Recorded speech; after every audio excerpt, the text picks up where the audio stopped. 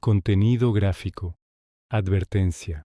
Este relato incluye descripciones detalladas de violencia extrema, tortura, necrofilia y canibalismo. Se ha mantenido fidelidad a los hechos forenses para honrar la memoria de las víctimas, nunca para glorificar a los perpetradores.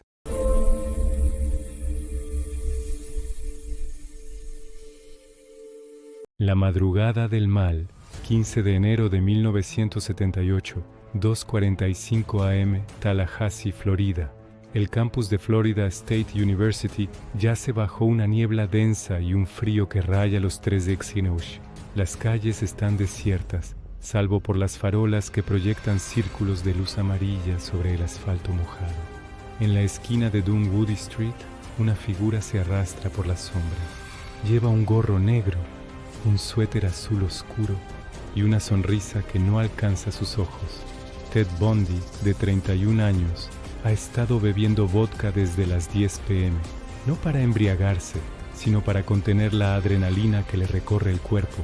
Hace una semana que está en Florida, tras su segunda fuga de una prisión de máxima seguridad en Colorado. Ha perdido 30 libras para deslizarse por una claraboya. Ha viajado 2.000 millas en autobuses y autos robados. Y ahora aquí está, frente a la casa de la hermandad Chi Omega. Lo que sucederá en los siguientes 20 minutos escribirá una de las páginas más sangrientas de la historia criminal estadounidense. Pero para entender cómo un estudiante de psicología con una sonrisa cinematográfica se convirtió en el depredador más carismático del siglo XX, debemos retroceder, mucho más atrás, a una casa de Filadelfia en 1946, donde una mentira familiar daría forma a un monstruo. Primera parte, La máscara del hijo prodigio, 1946-1974, El nacimiento de la sombra. El 24 de noviembre de 1946, en el Elizabeth Lund Home for Unwed Mothers de Burlington, Vermont, nació Theodore Robert Cowell. Su madre, Eleanor Louise Cowell, tenía 22 años. Era hija de un metodista devoto y llevaba un embarazo que la avergonzaba profundamente, según documentos del orfanato. El padre nunca fue identificado oficialmente. En el certificado de nacimiento, la línea de padre decía desconocido. Pero Eleanor no era una madre solitaria cualquiera. Era hermana de Samuel Cowell, un hombre que, según investigaciones posteriores, tenía antecedentes de violencia doméstica y posible abuso sexual. Y su padre, el abuelo de Ted, el Cowell, era un hombre que, según la biógrafa Anne Rule, tenía una colección de revistas pornográficas que guardaba bajo llave y una ira descontrolada. La decisión de la familia fue radical. Eleanor regresaría a Filadelfia con el bebé y Ted sería criado como el hijo adoptivo de sus abuelos. Eleanor sería su hermana mayor. Esa mentira, que duraría 27 años, sería el primer quiebre en la psique de Bundy. Una mentira que le enseñó que el amor y la verdad eran intercambiables y que la identidad era un vestido que podías cambiar según la ocasión. La infancia de los secretos. En la casa de los Cowell en Filadelfia, Ted creció con una curiosidad inusual por lo macabro, según el criminólogo Matt DeLisi. A los 3 años, su madre hermana Eleanor lo encontró una noche con un cuchillo de cocina, sonriendo mientras cortaba las hojas de una planta. «Mira, mamá, hermana», dijo. La corrección fue constante. Debía llamarla Eleanor en público, mamá en privado. Esa dualidad le creó una habilidad para compartimentar emociones que sería letal más tarde. A los 5 años, según su tía Virginia Cowell, Ted colocó cuchillos alrededor de la cama de su prima mientras dormía. Cuando le preguntaron por qué, respondió: quería asustarla. Me gusta ver cómo se asustan. A los 7, encontraron gatos muertos en el sótano. Ted negaba haberlos matado, pero su sonrisa era sospechosa. En 1951, Eleanor se mudó a Tacoma, Washington, y se casó con Johnny Bundy, un cocinero de la base militar. Ted adoptó el apellido, pero nunca aceptó a Johnny. Lo veía como un educado working class, un hombre simple que no entendía la complejidad del mundo. Ese desprecio al macho beta al hombre común, lo empujaría a crear una identidad de superhombre, de hombre irresistible. Los años de la invisibilidad.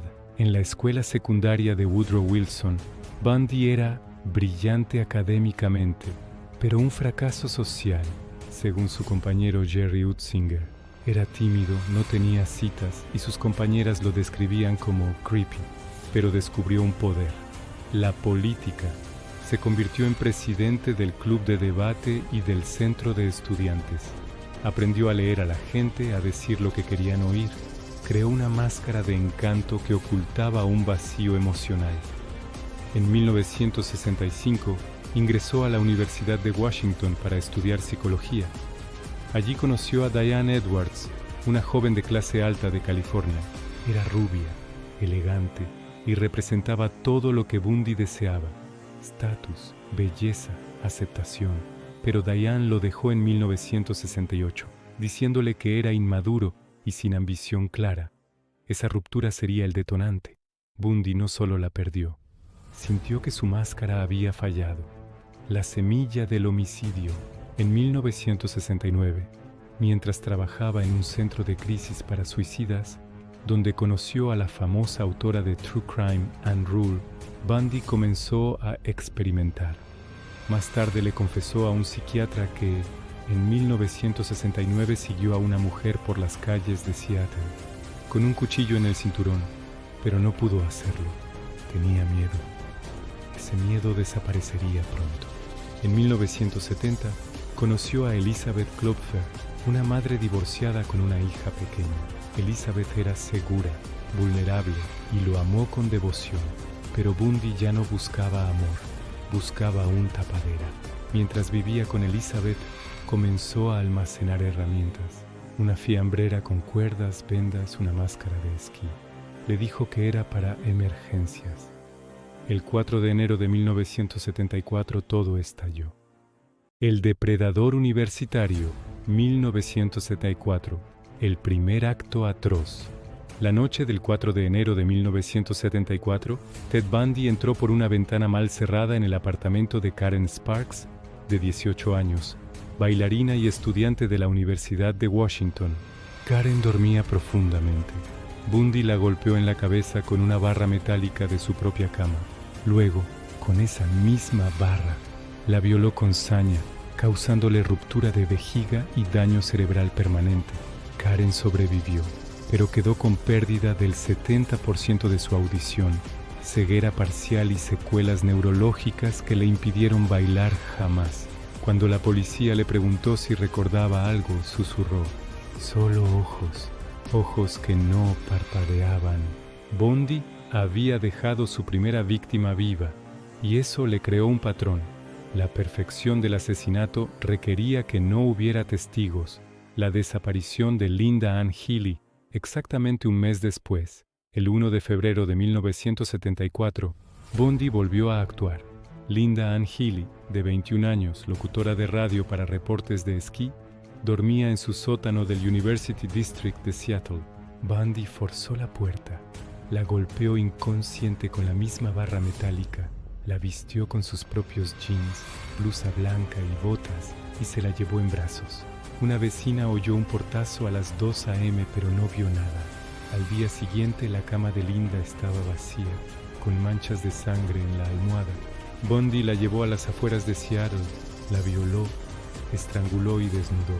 Su cuerpo no aparecería hasta 2 años más tarde, en una zona boscosa de Taylor Mountain, con las mismas botas que ella había llevado puestas, pero con los huesos expuestos por la descomposición. La ola de desapariciones. A partir de marzo de 1974, las mujeres de Washington desaparecieron a ritmo de una por mes. Donna Gail Manson, de 19 años, salió de su dormitorio en Evergreen State College para ir a un concierto de jazz y nunca llegó. Bundy confesó años después que quemó su cráneo en la chimenea de su novia, reduciéndolo a cenizas completas, en un ataque de paranoia y limpieza. Susan Rancourt, de 18 años, desapareció el 17 de abril tras una reunión de consejeros en Central Washington State College. 2 estudiantes reportaron haber visto a un hombre con un brazo enyesado, pidiendo ayuda para cargar libros en su Volkswagen Beetle marrón. Esa era la firma de Bundy. Roberta Kathleen Parks, de 22 años, desapareció de Oregon State University en mayo.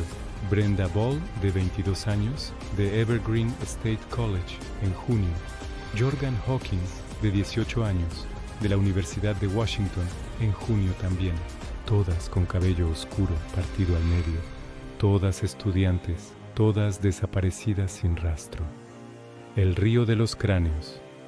El 14 de julio de 1974, Bundy se llevó a Janice Ott y Denise Naslund, de 23 y 19 años respectivamente, del lago Sammamish State Park. Las dos desaparecieron en el mismo día. Testigos describieron a un hombre guapo, con acento británico, que usaba un yeso en el brazo y pedía ayuda para soltar su kayak. Sus cráneos aparecerían meses más tarde en Taylor Mountain, a 30 millas, con marcas de hacha.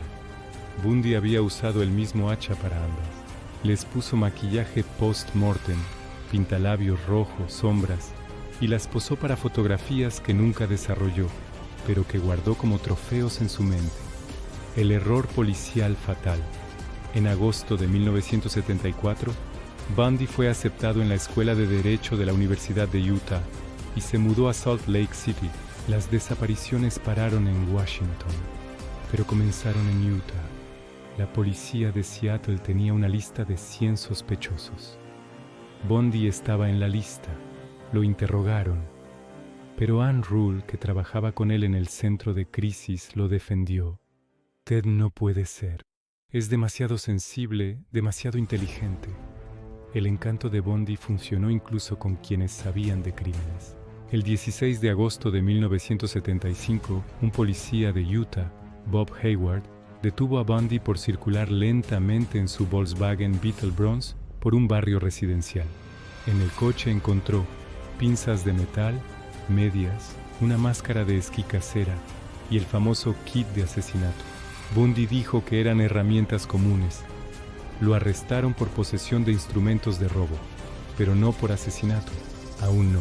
El estudiante de Derecho asesino, 1974-1977. El asesinato de la hija del sheriff. El 2 de octubre de 1974 en Holiday, Utah, Bundy secuestró a Nancy Wilcox, de 16 años. La llevó a un huerto, la ató, la metió en su coche y luego a su apartamento. Allí la mantuvo viva durante 24 horas, violándola repetidamente. Luego la estranguló y enterró cerca de Capitol Reef National Park. El cuerpo nunca fue encontrado.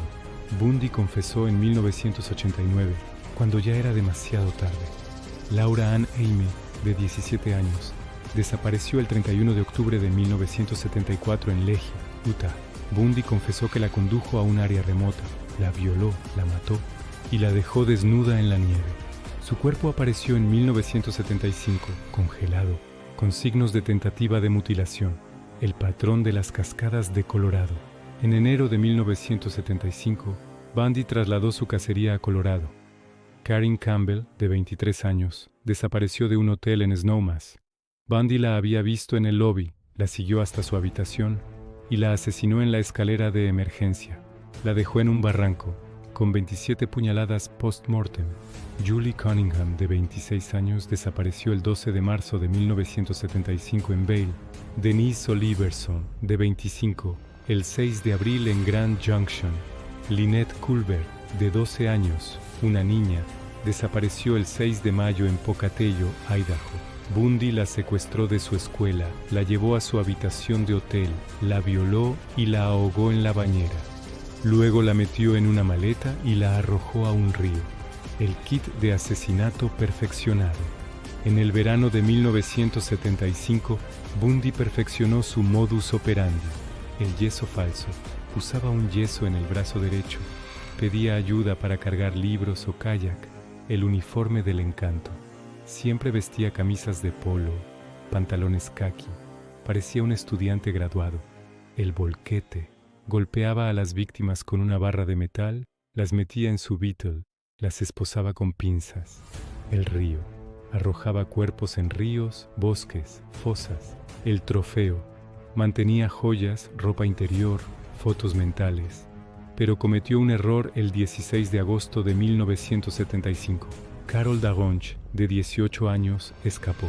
Bundy la había engañado diciendo que era policía. La esposó con pinzas, pero ella luchó, saltó del coche y corrió. Lo identificó en un rueda de sospechosos. Fue condenado por secuestro en 1976, pero no por asesinato. Recibió 15 años.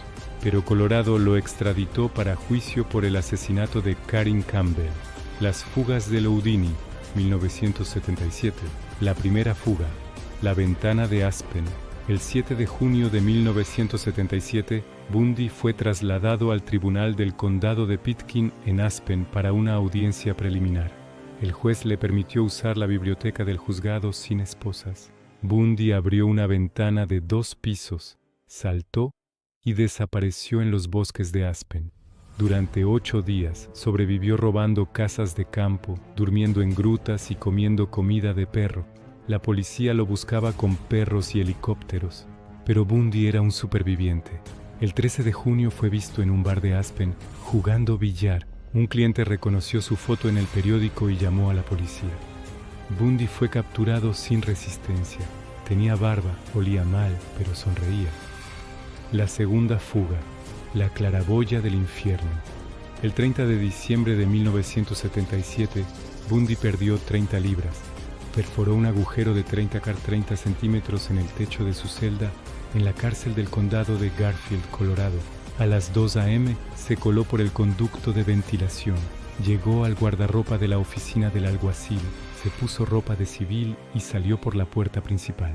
Los guardias no se dieron cuenta de su ausencia durante 15 horas. Esta vez no fue a los bosques.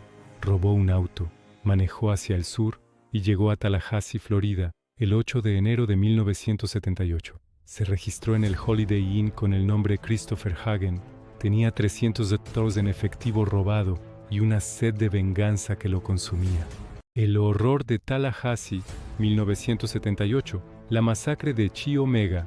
La noche del 14 al 15 de enero de 1978, Bundy bebió vodka y fumó cigarrillos en su habitación. A las 2:30 a.m., usó un destornillador para forzar la puerta trasera de la casa de la hermandad Chi Omega. Llevaba una barra de metal de 40 centímetros escondida en el pantalón. Margaret Bowman, de 21 años, dormía en su habitación individual. Bundy entró. La golpeó repetidamente en la cabeza con la barra. La estranguló con medias de nylon y la dejó en un charco de sangre. Luego caminó 3 metros hasta la habitación de Lisa Levy, de 20 años. La golpeó, la violó con una botella de champán. Le arrancó el pezón izquierdo con los dientes y la estranguló. Lisa tenía marcas de mordedura en las nalgas y el pecho, las marcas que condenarían a Bundy. Kathy Kleiner y Karen Chandler dormían en la habitación contigua. Bundy las atacó con la barra, pero la luz del pasillo, encendida por otra hermana que fue al baño, le hizo dudar. Huyó por la puerta trasera. Ambas sobrevivieron con fracturas craneales severas. Kathy, en una entrevista de 2024, dijo: «Recuerdo los ojos. Eran vacíos, como si no hubiera nadie ahí». La última sobreviviente. Después de Chi Omega, Bundy no se detuvo. Corrió a Dunwoody Street, forzó la puerta de Cheryl Thomas, estudiante de 21 años de la FSU, y la golpeó tan brutalmente que le fracturó la mandíbula en 5 lugares, le rompió el cráneo y le dejó pérdida auditiva permanente. Cheryl no recordó el ataque.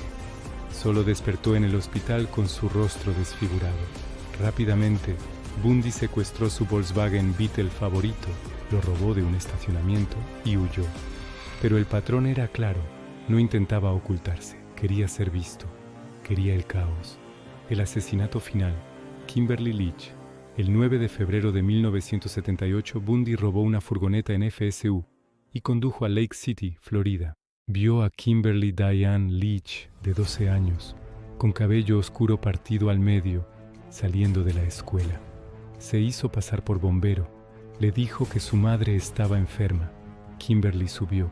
La llevó a un cobertizo, la violó, le cortó el cuello y la dejó en un parque estatal. Su cuerpo apareció 8 semanas después, descompuesto, con su diario de la escuela cerca. El 15 de febrero, un policía de Pensacola, David Lee, detuvo a Bundy por circular en un Volkswagen robado. Bundy intentó huir, pero Lee lo capturó. En el coche encontraron tarjetas de crédito robadas, identificaciones de estudiantes de FSU y un mapa de los bosques de Florida con marcas X. Bundy susurró: «Ojalá me hubieras matado». El cazador casado, 1978-1979. La evidencia irrefutable. En el juicio de 1979 en Miami, el fiscal Larry Simpson presentó la evidencia de mordedura. El odontólogo forense Dr. Richard Subiron proyectó fotos de las marcas en el pecho de Lisa Levy, luego un molde de la dentadura de Bundy. La coincidencia fue perfecta. 32 puntos de concordancia. Subiron declaró: «Esto es tan preciso como una huella digital». Bundy, actuando como su propio abogado, cross-examinó a testigos, coqueteó con la jueza Edward D. Coward y hasta se casó con Carol Ann Boone, una testigo de la acusación, durante el juicio. Carol declaró que creía en su inocencia. Tenían relaciones sexuales en la sala de visitas, algo técnicamente legal, ya que no eran esposos. En 1982 tuvieron una hija, Rose. Nadie sabe su paradero actual. El 24 de julio de 1979, el jurado lo declaró culpable. Coward, antes de sentenciarlo, dijo palabras que se hicieron célebres: «Se fue a la cama con demonios, señor Bundy, y el mundo lo sufrirá por ello». Le dio 3 sentencias de muerte, una por Kimberly Leach, 2 por Lisa Levy y Margaret Bowman. Las confesiones finales. En los últimos días de enero de 1989, con la silla eléctrica programada para el 24, Bundy comenzó a hablar. No por remordimiento, por estrategia. Quería retrasar la ejecución. Confesó 30 asesinatos a la agente del FBI Bob Keppel, pero los detalles eran imprecisos. Cambiaba fechas, ubicaciones, juego psicológico. El 23 de enero habló con el evangelista James Dobson. En una entrevista filmada, Bundy culpó a la pornografía. «Me introdujo en un mundo de violencia. Era un adicto». Los criminólogos lo desestimaron como manipulación final. Dobson, sin embargo, usó la entrevista para campañas antipornografía. La noche antes de su ejecución, Bundy le dijo a su madre Louise, quien finalmente había aceptado su culpabilidad: «Mamá, no llores. Yo escogí esto. Soy un ser humano defectuoso». Louise respondió: «Te amo, hijo, pero odio lo que hiciste». La máquina de la muerte, 1989, la ejecución. El 24 de enero de 1989, a las 7:16 am, Ted Bundy fue ejecutado en la silla eléctrica de la Florida State Prison en Stark. Más de 2,000 personas celebraron afuera con champán, pancartas que decían «Quémalo otra vez» y bubucelas. Una vendedora de hot dogs vendía camisetas con la cara de Bundy y una corona de espinas. Dentro, Bundy lloró cuando vio a la madre de Kimberly Leach. Le dijo: lo siento tanto». Pero la madre respondió: «Tu perdón no devuelve a mi niña». Fue el único momento de debilidad que mostró. A las 7:16 am, la corriente de 2000 voltios atravesó su cuerpo durante 30 segundos. Fue declarado muerto a las 7:20. Su cerebro fue enviado al Instituto Smithsoniano para estudio.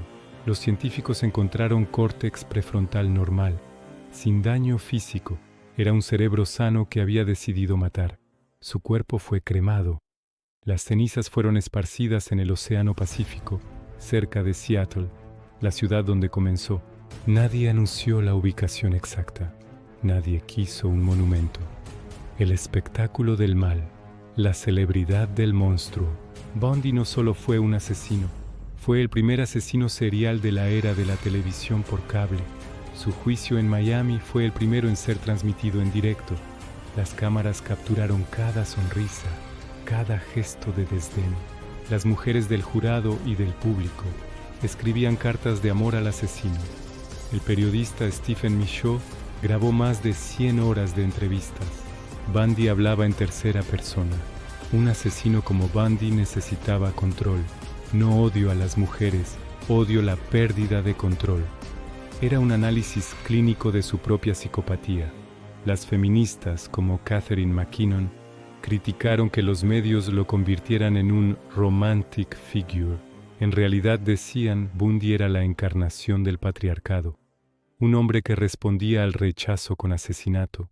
Los libros y la industria del true crime. Anne Rule publicó The Stranger Beside Me en 1980. Vendió 2 millones de copias. Rule, que había sido amiga de Bundy, escribió: "Lo conocí, lo consideré amigo, y ni siquiera sospeché que el hombre que me sonreía mientras tomábamos café era un monstruo". Bundy inspiró Silence of the Lambs. El personaje de James Gumb usa yeso falso. American Psycho. Patrick Bateman admira su estilo. Y docenas de documentales.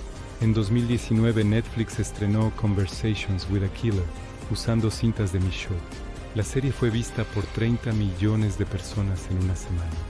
La pregunta del número real: Bundy confesó 30 asesinatos. Pero Keppel y otros investigadores creen que fueron más de 100. Bundy viajó a Oregon, Idaho, Utah, Colorado, Florida. También estuvo en California, Nevada, Pensilvania. Muchos cuerpos nunca fueron encontrados. Bundy mismo dijo: "El número no importa.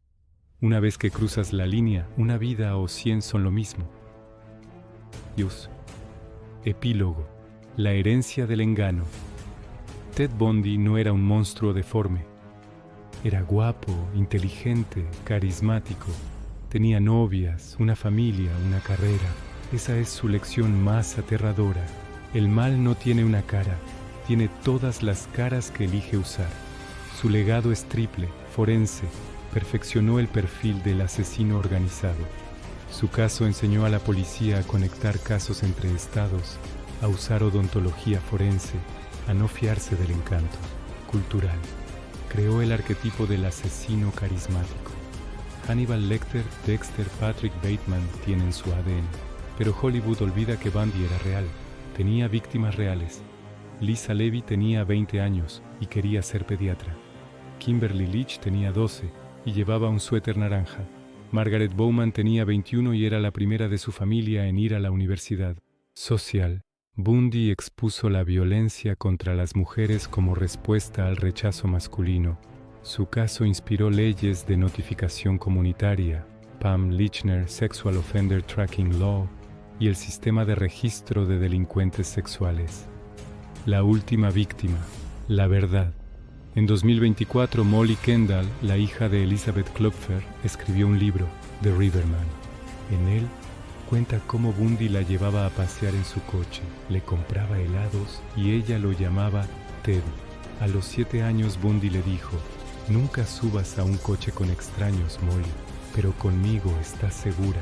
Ella ahora tiene 50 años y dice: "Cada vez que veo el BMW de un amigo, recuerdo el olor del coche de Ted. Era limpio, a lavanda, pero bajo ese olor había sangre seca".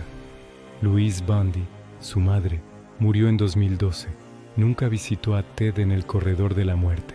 En su última entrevista dijo: "Lo amé como hijo, pero no conozco al hombre que mató. Ese no era mi hijo". Carol Ann Boone cambió su nombre y desapareció con Rose, su hija. Rose Bundy tiene 42 años. No sabe quién es su padre. Su madre le dijo que era un hombre de negocios. La verdad es un veneno que no le han administrado. Reflexión final. Espejos del mal. Ted Bundy murió hace 35 años, pero sigue aquí, en cada documental de Netflix que explota su encanto, en cada fan que escribe cartas a asesinos en prisión, en cada vez que un hombre bueno, educado, es acusado y decimos: "No puede ser él, es demasiado normal". Bundy enseñó que el monstruo no es el extraño en el bosque, es el vecino que te saluda, el colega que te ofrece café, el novio que te dice "te amo". Y eso es lo que hace su historia eternamente actual, la certeza de que no hay certeza, que el mal puede sonreír mientras corta. Cuando la silla eléctrica se apagó el 24 de enero de 1989, muchos celebraron, pero otros, los verdaderos expertos en criminalística, Sabían que Bundy había ganado, había convertido su muerte en espectáculo, su vida en leyenda y sus víctimas en notas a pie de página. Hoy, en el bosque de Taylor Mountain, hay 23 cruces pequeñas. Una de ellas dice, Lisa Levy, 20 años, murió porque confió. Esa es la única verdad que importa. El resto es ruido. El resto es Bundy.